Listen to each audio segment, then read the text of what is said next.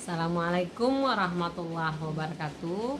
Selamat pagi anak-anak ibu sekalian. Ibu harap kalian semuanya dalam keadaan sehat walafiat, tetap semangat dalam mengikuti pembelajaran yang kita lakukan walaupun tanpa melakukan tatap muka, yaitu disebut dengan istilah pembelajaran daring. Baiklah anak-anak ibu sekalian, pesan ibu kepada kalian tetap jaga kesehatan dan apabila keluar rumah tetap menggunakan masker.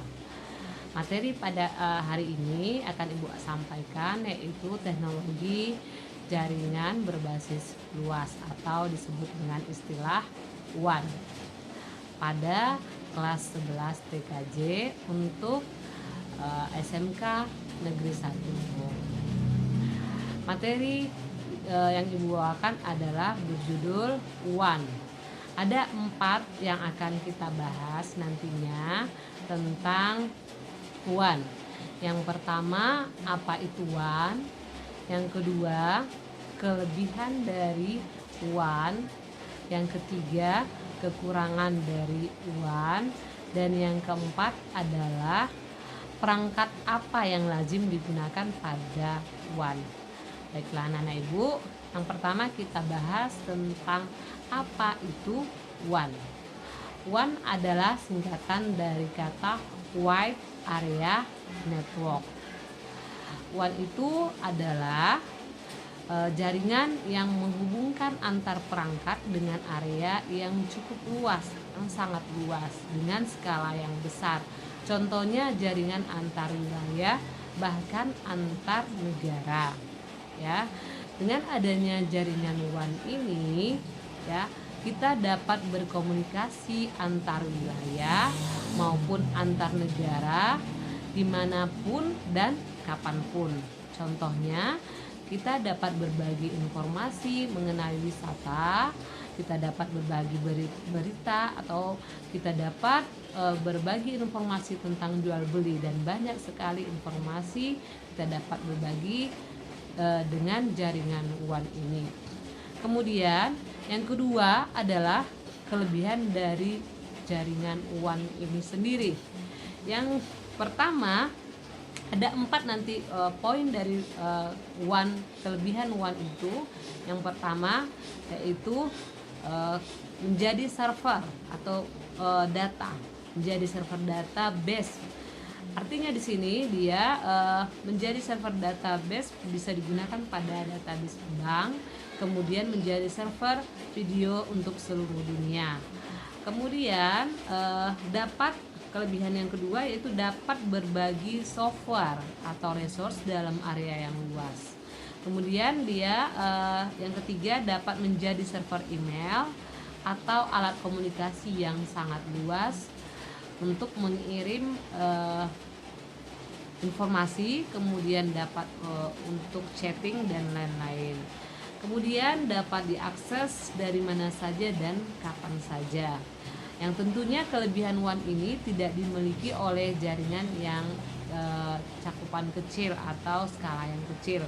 Itu ada 4 tadi kelebihan dari jaringan WAN. Kemudian masuk kita poin yang ketiga, kekurangan dari atau kelemahan dari jaringan WAN itu sendiri. Yang pertama, kekurangan atau kelemahannya yaitu biaya operasionalnya yang sangat mahal. Kemudian yang kedua adalah menentukan sistem keamanannya yang baik. Kalau sistem keamanan yang tidak baik, maka akan rentan terhadap ancaman dari luar. Contohnya ancaman dari luar yaitu hacker, cracker, virus, dan lain-lain. Kemudian kekurangan atau kelemahan yang ketiga adalah pemasangan dan pemeliharaan jaringan ini yang sangat rumit atau cukup rumit karena dia mencakup wilayah yang luas, ya. Yang keempat adalah alat yang digunakan itu sangat mahal atau cukup mahal. Itulah kekurangan dari pada jaringan WAN. Kemudian poin yang keempat adalah perangkat yang lazim yang digunakan pada jaringan WAN.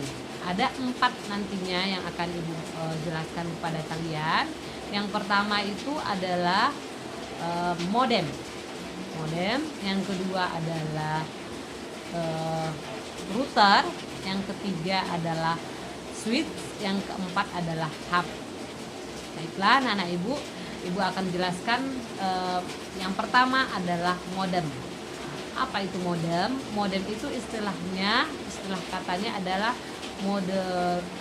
modulator demulator.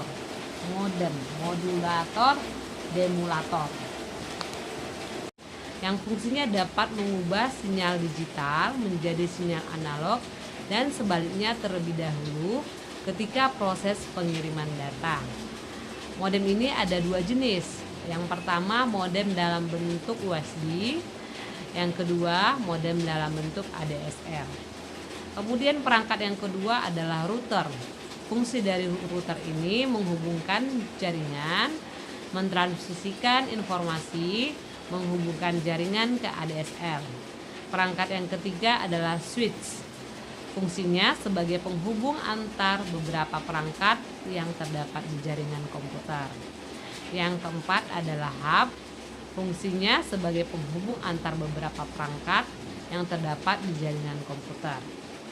Hampir sama fungsi dari switch, hanya saja ada perbedaan antara switch dan hub, yaitu perbedaan yang pertama, bekerja di oscillator yang berbeda.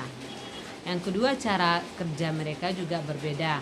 Yang ketiga, tingkat kehandalan switch lebih bagus daripada hub, karena switch itu dapat di-manage sedangkan hub tidak dapat. Kemudian yang keempat, kecepatan transmisi data, kecepatan transfer data maksud ibu. Yang kelima, sistem pengaturan. Switch itu ada sistem pengaturannya, sementara hub tidak ada pengaturannya. Kemudian yang keenam adalah sistem keamanan. Switch mempunyai sistem keamanan, sementara hub tidak ada sistem keamanannya. Kemudian dari segi perbedaan harga tentunya, jadi itulah perbedaan dari switch dan hub. Walaupun anak-anak sekalian nanti bisa melihat secara fisik antara switch dan hub, kalau dilihat itu seperti sama saja, tetapi kalau dari fungsinya itu pasti berbeda. Baiklah anak-anak ibu, sampai di sini materi pengenalan teknologi jaringan berbasis luas atau WAN. Pada pertemuan yang selanjutnya kita akan membahas lebih dalam lagi tentang materi ini. Ibu akhiri saja demikian. Wabillahi taufiq wal hidayah. Wassalamualaikum warahmatullahi wabarakatuh.